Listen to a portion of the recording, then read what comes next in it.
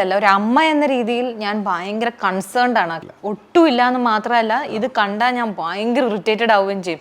എന്നെ ഇറിറ്റേറ്റഡ് ആക്കാൻ ഏറ്റവും എളുപ്പമുള്ള ഒരു മാർഗം അതാണ്.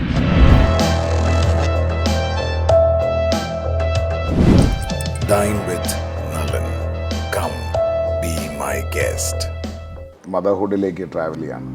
അവരുടെ ഡയറ്റ് പ്ലാൻ മനസ്സിലുണ്ടോ? ഒന്നത്. രണ്ടാമത്, കുട്ടികൾക്ക് പാക്കറ്റ് ഫുഡ് കൊടുക്കുന്ന ഒരു കാലഘട്ടം. കാരണം പല ട്രെയിനിലൊക്കെ ഞാൻ ട്രാവൽ ചെയ്യുന്ന സമയത്ത് പാക്കറ്റ് കണക്കിന് ചിപ്സ് ബിസ്ക്കറ്റൊക്കെ വാങ്ങിച്ചു കൊടുക്കുക വളരെ അൺഹെൽത്തിയാണ് എന്നുള്ളത് നമുക്കറിയാവുന്ന ഒരു സത്യസന്ധമായൊരു കാര്യമാണ്.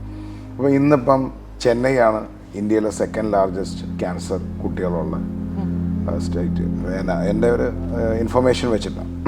അതെനിക്ക് പുതിയ ഇൻഫർമേഷൻ. ചെന്നൈയാണ് സെക്കൻഡ് ക്യാൻസർ ഉള്ള കുട്ടികളുള്ള സ്റ്റേറ്റ്. ഏറ്റവും കൂടുതൽ പാക്കറ്റ് ഫുഡ്സും പാക്കറ്റ് ഫ്രൂട്ടി അങ്ങനെയുള്ള സാധനങ്ങൾ ആണ് കുട്ടികൾക്ക് വാങ്ങിച്ചത്. ഒരു ബിസിനസ് വുമൺ എന്ന രീതിയിൽ കുട്ടികളുടെ ഫുഡിനെ പറ്റി ശ്രദ്ധിക്കാറുണ്ടോ? ഒരു ബിസിനസ് വുമൺ എന്നുള്ള രീതിയിലല്ല, ഒരു അമ്മ എന്ന രീതിയിൽ ഞാൻ ഭയങ്കര കൺസേൺഡ് ആണ് ആ കാര്യത്തിൽ. ഞാൻ ചോദിച്ചത്, ബിസിനസ്സിലാകുമ്പോൾ ഭയങ്കര തിരക്കായിരിക്കുമല്ലോ.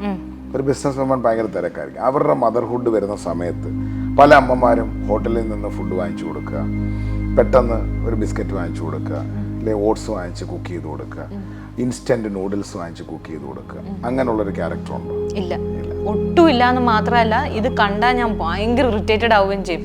എന്നെ ഇറിറ്റേറ്റഡ് ആക്കാൻ ഏറ്റവും എളുപ്പമുള്ള ഒരു മാർഗം അതാണ്. ഇപ്പം എൻ്റെ പിള്ളേരോട് സ്നേഹത്തിലൊക്കെ ഭയങ്കര ഇഷ്ടമായിട്ടൊക്കെ പല ആൾക്കാരും നമ്മുടെ യൂട്യൂബ് ചാനലൊക്കെ തന്നെ കണ്ട് ഞാൻ എങ്ങനെയാണ് അവരെ വളർത്തുന്നതെന്ന് കണ്ട് അതിൽ ഇൻസ്പയർഡ് ആയിട്ട് ചേച്ചി ഭയങ്കരമാണ് ഇതാണെന്നൊക്കെ പറഞ്ഞ് വന്നിട്ട് അവർ തന്നെ ഡയറി മിൽക്ക് പോയിട്ട് വരും എൻ്റെ പിള്ളേർക്ക് കൊടുക്കാനായിട്ട്. ഇതെടുത്ത് നേരെ വേസ്റ്റ് ബാസ്ക്കറ്റിലോട്ട് ഇടുക എന്നല്ലാതെ എനിക്ക് വേറൊരു വഴിയില്ല. ബിക്കോസ് നമ്മൾ വേറൊരാൾക്കും കൊടുക്കാൻ പറ്റില്ല. നമ്മൾ അറിഞ്ഞുകൊണ്ടൊരു വിഷം വേറൊരാൾക്ക് ഇങ്ങനെ കൊടുക്കുക. കാരണം ബുധനാഴ്ചകളിലൊക്കെ ഓഫർ ഉണ്ടെന്നും പറഞ്ഞുകൊണ്ട് കുട്ടികളെ കൊണ്ടിരുത്തി ബക്കറ്റ് കണക്കിന് ബ്രോസ്റ്റഡ് ചിക്കൻ വാങ്ങിച്ചു കൊടുക്കുന്ന അച്ഛനും അമ്മയും ഞാൻ. വിഷമോ എനിക്കിത് കണ്ട് സഹിക്കാൻ പറ്റില്ല. എനിക്കത് എൻ്റെ റെസ്റ്റോറൻറ്റിൻ്റെ, ഞാൻ ഫുഡ് കോർട്ടിൽ എനിക്ക് റെസ്റ്റോറൻറ്റ് ഉണ്ട്. അതിൻ്റെ ഓപ്പോസിറ്റ് പുട്ട് ഐസ്ക്രീം വാങ്ങിച്ചിട്ട് ഒരു സൈഡിൽ അമ്മയും മറ്റേ സൈഡിൽ മകളും ഇരുന്ന് കഴിക്കുക.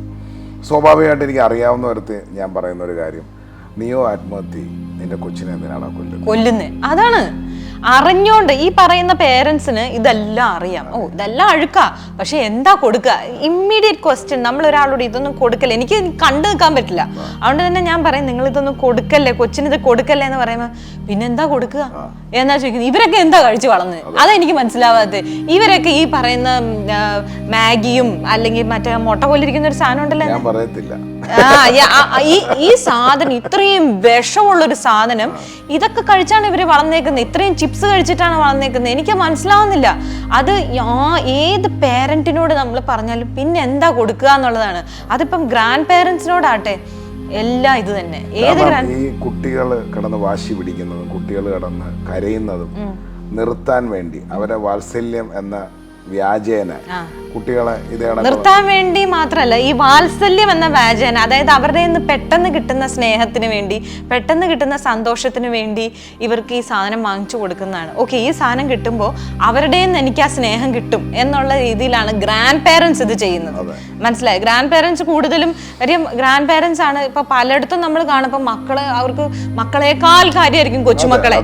അപ്പൊ പക്ഷെ ഈ കൊച്ചുമക്കൾക്ക് കൊണ്ടുവന്ന് ഇവര് കടയിൽ കൊണ്ടുപോയി കയ്യും പിടിച്ച് കടയിൽ കൊണ്ടുപോയി എന്താ വേണ്ടേ അവിടുന്ന് അത് എടുക്കുക, ആ പാക്കറ്റ് എടുക്കുക, ഈ പാക്കറ്റ് എടുക്കുക. അപ്പൊ പിള്ളേരാകുമ്പോൾ ഗ്രാൻഡ് പേരൻസ് ആകുമ്പോൾ എന്തും പറയുകയും ചെയ്യും. അപ്പൊ ഇതെല്ലാം വാങ്ങിച്ചു കൊടുക്കുന്നവര്. താങ്കളുടെ യൂട്യൂബ് ചാനൽ പോലത്തെ ചാനലിൽ ഇൻസ്പയറിംഗ് വിമൻ എന്ന രീതിയിൽ തന്നെ രണ്ട് പെൺകുട്ടികളുടെ അമ്മ എന്ന രീതിയിൽ തന്നെ എനിക്ക് പറയാനുള്ളൊരു കാര്യം, you have to spread this message. കാരണം ഞാൻ വെളിച്ചെണ്ണയിൽ വിശ്വസിക്കുന്ന ഒരാളാണ്. മുട്ടയുടെ മഞ്ഞക്കരു കഴിക്കരുത് എന്ന് പറഞ്ഞ് നമ്മളെ പറ്റിച്ചൊരു ലോകമുണ്ട്. നല്ല 1 ലിറ്റർ സൺഫ്ലവർ ഓയിൽ വാങ്ങിച്ചു കുടിക്കണമെങ്കിൽ മിനിമം 350-400 രൂപ വേണം. അങ്ങനത്തെ സൺഫ്ലവർ ഓയിൽ ഉണ്ടോ എന്ന് എനിക്ക് സംശയമാണ്. ഞാൻ ഒരു കമ്പനിക്കും എഗെയിൻസ്റ്റ് ആയിട്ടല്ല പറയുന്നത്. കമ്പനിക്കാർ വിറ്റോട്ടെ, ചോയ്സ് നമ്മുടേതാണ്. ഞാൻ നേരത്തെ ഡിപ്രഷന്റെ കാര്യം പറഞ്ഞാണ്. ഡിപ്രഷൻ നമ്മളിലുണ്ട്, സ്ട്രെസ് നമ്മളിലുണ്ട്, ഹാപ്പിനെസ് നമ്മളിലുണ്ട്.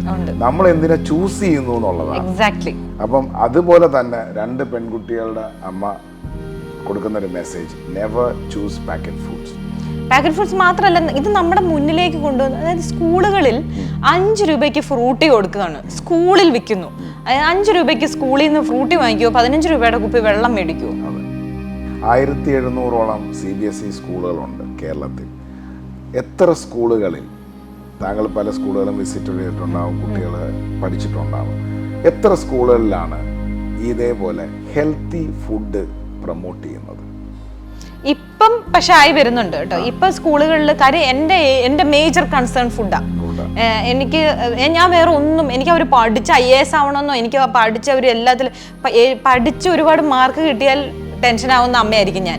കാര്യം എനിക്ക് അങ്ങനെ അവർ ഒരുപാട് പഠിച്ച് അങ്ങനെ ഒന്നും ആവണമെന്ന് ആഗ്രഹമൊന്നുമില്ല എനിക്ക്. പക്ഷെ അവർ കാര്യങ്ങൾ അറിഞ്ഞിരിക്കണം, ബേസിക് നോളജ് ഉണ്ടായിരിക്കണം. ഇന്ന് ഈ സൂപ്പർ കമ്പ്യൂട്ടേഴ്സിന്റെ കാലത്ത് ഈ മഗപ്പ് ചെയ്ത് പഠിച്ചിട്ടൊന്നും ഒരു കാര്യമില്ല.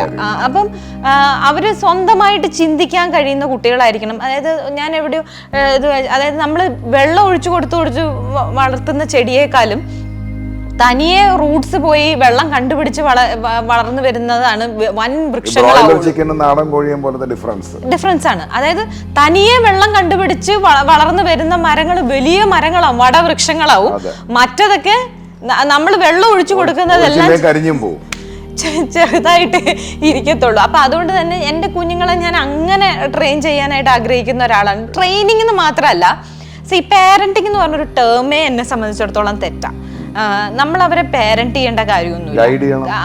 ചില കാര്യങ്ങളിൽ നമുക്ക് ശരിയെന്ന് തോന്നുന്ന കാര്യങ്ങൾ ഞാൻ കൂടെ അവരെ റെസ്ട്രിക്റ്റ് ചെയ്തേക്കുന്നത് ഫുഡിന്റെ കാര്യത്തിൽ മാത്രമാണ്. ബിക്കോസ് കുഞ്ഞുങ്ങളാണ്, അവർക്ക് മറ്റുള്ള കുട്ടികൾ ഇതൊക്കെ സ്വീറ്റ് ആയിട്ടുള്ള സാധനം. അപ്പൊ എന്നോട് ഇവർ ചോദിക്കും ലേസിന്റെ ടേസ്റ്റ് എന്താ? അപ്പൊ നിങ്ങൾ എവിടുന്ന് ലേസ് എന്ന് പേര് കേട്ടോ? എനിക്ക് കേൾക്കുമ്പോഴേ ടെൻഷനാ, മനസ്സിലായി? ലേസ് എന്ന പേര് അവരെവിടുന്നോ കേട്ടു. അങ്ങനെ അതേപോലെ കെച്ചപ്പ് ഇതൊന്നും കൊടുക്കൂല. ഇങ്ങനത്തെ സാധനങ്ങളൊന്നും. മറ്റു പിള്ളേര് ഒക്കെ ഒരു സാധനം മേടിച്ച, ഒരു സാൻഡ്വിച്ച് മേടിച്ചു കഴിഞ്ഞാൽ ഉടനെ അതിന്റെ മുകളിലേക്ക് കൊണ്ടുവന്ന് 1 കിലോ കെച്ചപ്പ് ഒഴിക്കുകയും ഇതൊക്കെ ചെയ്യും.